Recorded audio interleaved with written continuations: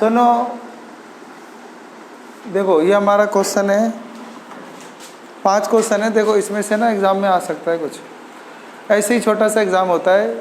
थोड़ा सा ध्यान से अगर सारे चैप्टर पढ़ोगे ना तो इजी कंसेप्ट हो जाता है। अब सुनो, ये 5 क्वेश्चन मैं कराने जा रहा हूँ, देखो ध्यान से।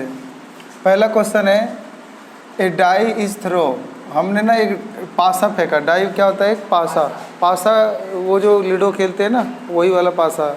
उस पर 1 से लेकर कितने नंबर लिखे होते हैं? 6 तक। और सब एक बार में एक ही आ सकता है। एक बार आ सकता है, दो एक ही बार आ सकता है, 3 भी एक बार फेंकेंगे तो सब एक ही बार आ सकता है। तो टोटल 6 ही चांस हुए ना आने का, 1 से लेकर 6 तक में। तो बोलता है डाई इज थ्रो वंस, हमने एक डाई को एक बार फेंका है। फाइंड द प्रोबेबिलिटी, आपको बोलता है प्रायिकता ज्ञात करो, ऑफ गेटिंग, की प्राप्त हो जाए ए प्राइम नंबर, एक प्राइम नंबर आ जाए। यानी एक पासा फेंकने पे एक अभाज्य संख्या आने की प्रायिकता निकालनी है। तो अभाज्य संख्या, और दूसरा बोला है नंबर इज लेस देन 5, यानी 5 से कम।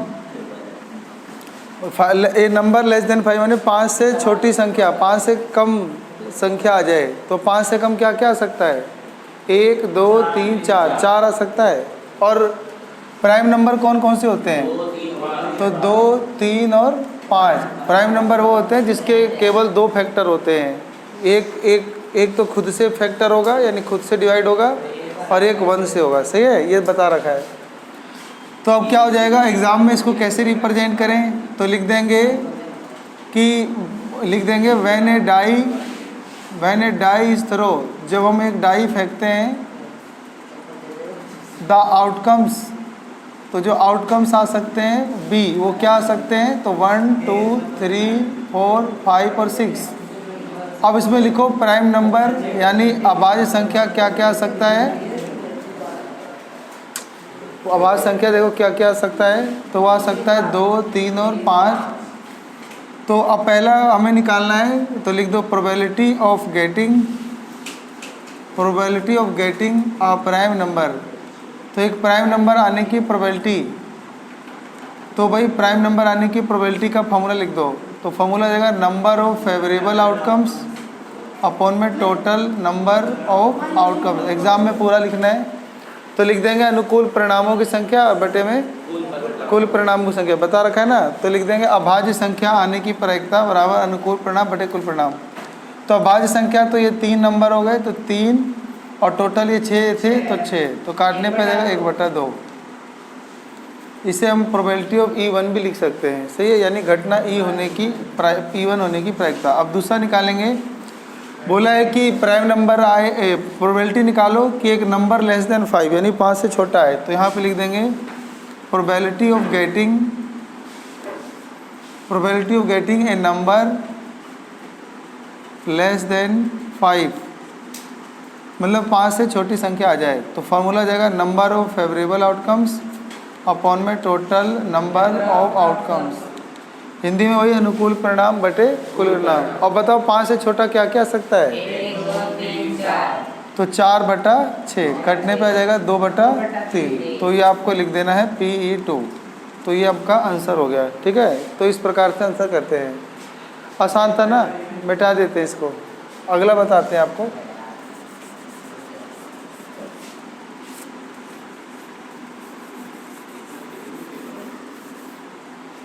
देखो कहता है डिवाइड करना है PX को बाय GX, यानी आपको PX को GX से भाग देना है। ये रहा आपका PX, ये रहा GX। तो ये तो कितनी बार दे रखा है तुमने, तो लिखेंगे using long division method, Hindi में लिख देंगे लंबी विभाजन प्रक्रिया से। अब कैसे भाग देते हैं? ऐसे देते हैं भाग। तो PX को अंदर लिखते हैं। PX देखो ऑर्डर में नहीं लिखा है, पहले ना बड़ी पावर आएगी, तो 4x² प्लस 3x प्लस 1। और GX भी ऑर्डर में नहीं लिखा है, x पहले आएगा और घटा 1 बाद में आएगा। तो इसको लिखो x घटा 1। अब इसे भाग दे देंगे। अब इसे भाग दे दो, ये 4x² है, इसको x से भाग दो।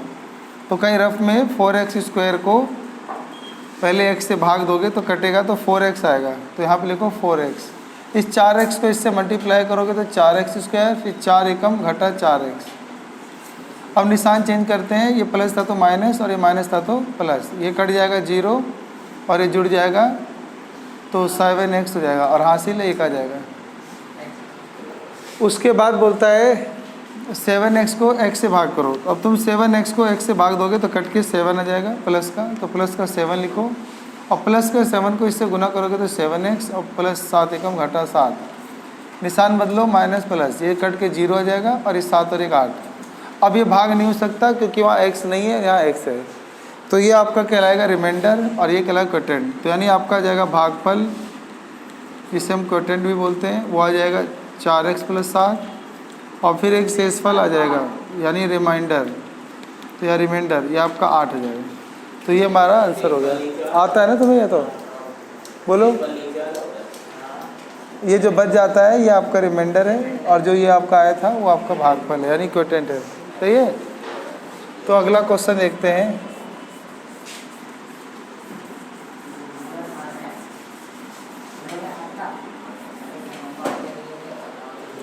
लिखा है कि फाइंड 3 रेशनल नंबर बिटवीन 2.2 के ऊपर बार लगा है एंड 2.3 के ऊपर बार लगा है।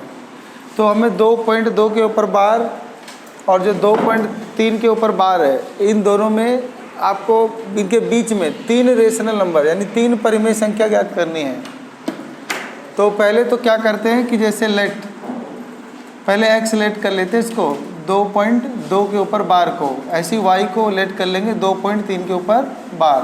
अब इसको कैसे लिखते हैं सिखाया था, तो 2 रिपीट होगा और यहाँ पे 3 रिपीट होगा। अब यहाँ पे लिखेंगे इक्वेशन फर्स्ट है ये, सही है। ये भी ऐसे ही इक्वेशन फर्स्ट ही है, या तो इक्वेशन सेकंड मान लो। अब यहाँ पे लिख दोगे 10 मल्टीप्लाई ऑन बोथ साइड।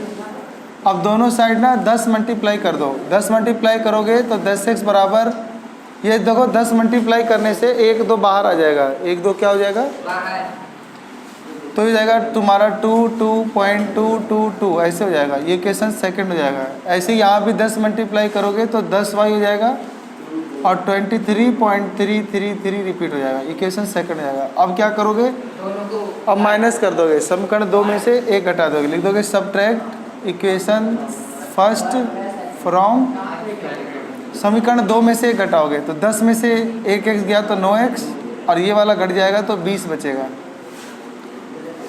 ऐसे ही फिर तुम इसको घटाओगे तो ये आएगा तुम्हारा 9y और ये जाएगा 21, क्योंकि 23 में से 2 गया 21 आएगा और बाकी वो सब 0 जाएंगे। 3 में 3 गया 0 0 0 और 23 में से 2 गया 21 और 10 में से 1 y गया तो आपका 9y।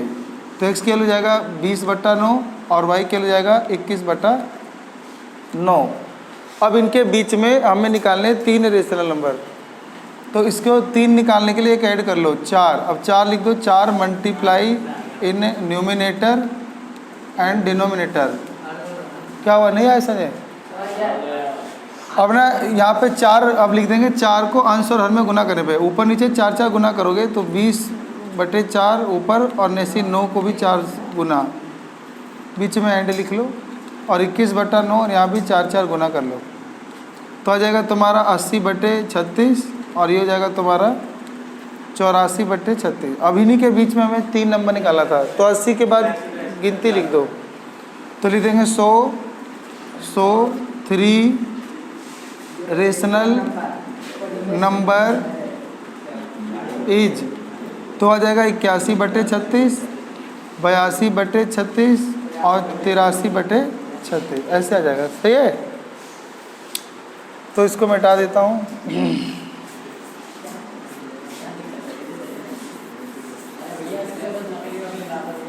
हमने वहाँ पे 10 क्यों रखा था? 10 मल्टीप्लाई ऑन बोथ साइड। देखो क्या होता है ना कि जो संख्या अगर एक संख्या रिपीट होती है तो हम 10 मल्टीप्लाई करते हैं दोनों तरफ, ताकि पीछे की संख्या सेम रह जाए और आगे का दशमलव से पहले वाला आगे आ जाए, फिर ताकि घटाना आसान हो जाए।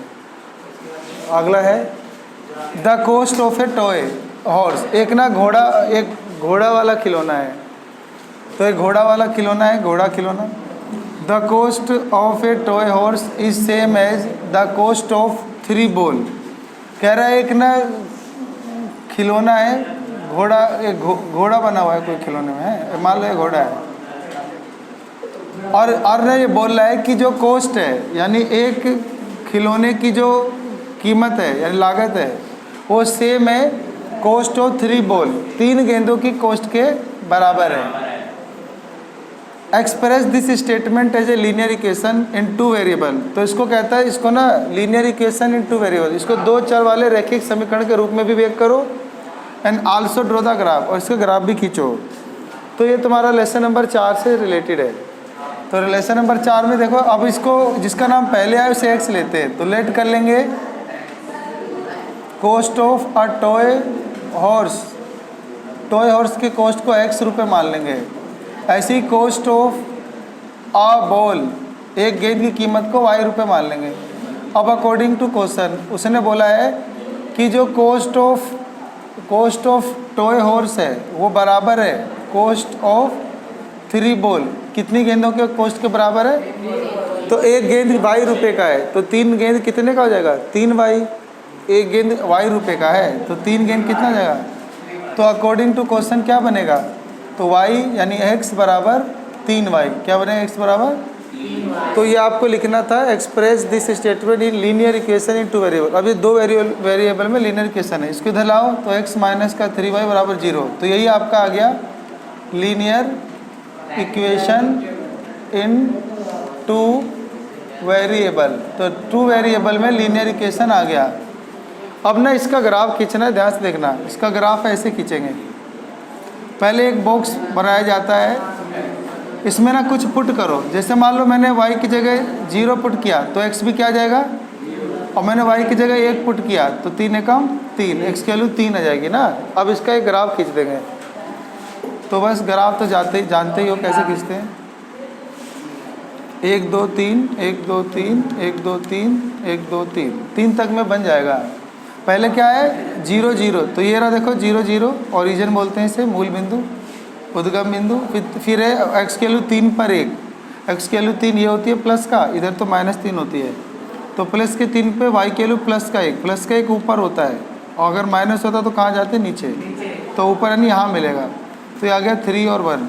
अब इसको ना इसे स्केल से जॉइंट कर देंगे तो आपका आंसर आ जाएगा x माइनस 3y बराबर 0 का ग्राफ। तो ये आपका ग्राफ हो गया, ठीक है। ग्राफ तो आप कर ही लेते हो एग्जाम में ना, तो इसको मिटा दूँ, कर लोगे ना,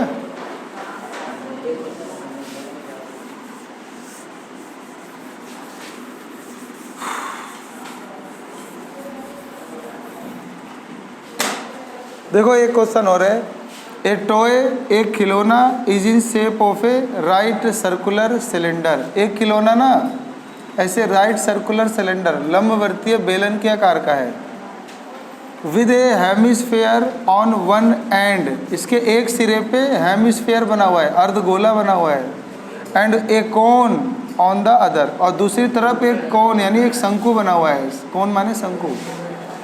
the height and radius of the cylindrical part, ये जो सिलेंडर वाला पार्ट है इसका तुम्हें हाइट और रेडियस दिया हुआ है 30 सेंटीमीटर एंड 5 सेंटीमीटर रिस्पेक्टिवली। तो इस सिलेंडर वाले की हाइट आपको दे रखा है 13 सेंटीमीटर और इसका रेडियस दे रखा है 5 सेंटीमीटर, बस सिलेंडर का।